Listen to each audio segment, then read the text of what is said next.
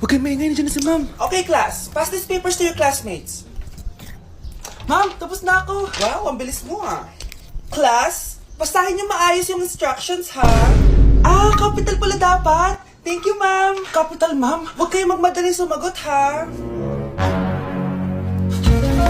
A few moments later. Ang lesson natin for today ay mga unggoy. Magbigay kayo ng mga halimbawa ng mga unggoy. Ma'am, oranggutan. Tama.